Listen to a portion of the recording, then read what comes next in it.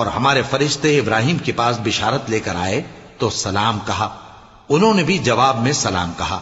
ابھی کچھ وقفہ نہیں ہوا تھا کہ ابراہیم ایک بھنا ہوا بچڑا لے آئے۔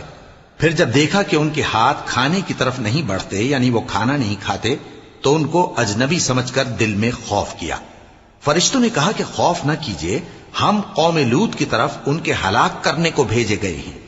اور ابراہیم کی بیوی جو پاس کھڑی تھی ہنس پڑی، تو ہم نے اس کو اسحاق کی اور اسحاق کے بعد یعقوب کی خوشخبری دی۔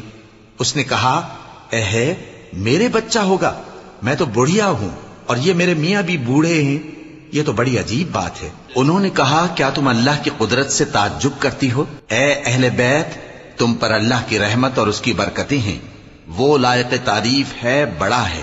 پھر جب ابراہیم سے خوف جاتا رہا اور ان کو خوشخبری بھی مل گئی تو قوم لوط کے بارے میں لگے ہم سے بحث کرنے۔ بے شک ابراہیم بڑے تحمل والے، نرم دل اور رجوع کرنے والے تھے۔ اے ابراہیم، اس بات کو جانے دو، تمہارے پروردگار کا حکم آ پہنچا ہے اور ان لوگوں پر عذاب آنے والا ہے جو کبھی نہیں ٹلنے کا۔ اور جب ہمارے فرشتے لوط کے پاس آئے تو وہ ان کے آنے سے غمناک اور تنگ دل ہوئے اور کہنے لگے کہ آج کا دن بڑی مشکل کا دن ہے۔ اور لوط کی قوم کے لوگ ان کے پاس بے تحاشا دوڑتے ہوئے آئے، اور یہ لوگ پہلے ہی سے انتہائی بےہودہ حرکتیں کیا کرتے تھے۔ لوط نے کہا کہ اے بھائیو، یہ جو میری قوم کی لڑکیاں ہیں یہ تمہارے لیے جائز اور پاک ہیں، تو اللہ سے ڈرو اور میرے مہمانوں کے بارے میں مجھے بے آبرو نہ کرو۔ کیا تم میں کوئی بھی شائستہ آدمی نہیں؟ وہ بولے، تم کو معلوم ہے کہ تمہاری ان بیٹیوں کی ہمیں کچھ حاجت نہیں، اور جو ہماری غرض ہے اسے تم خوب جانتے ہو۔ لوط نے کہا، اے کاش مجھ میں تمہارے مقابلے کی طاقت ہوتی، یا میں کسی مضبوط قلعے میں پناہ لے لیتا۔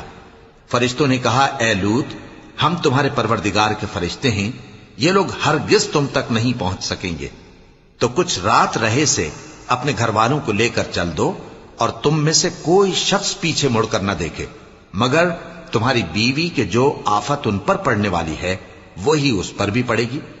ان کے عذاب کے وعدے کا وقت صبح ہے، اور کیا صبح کچھ دور ہے؟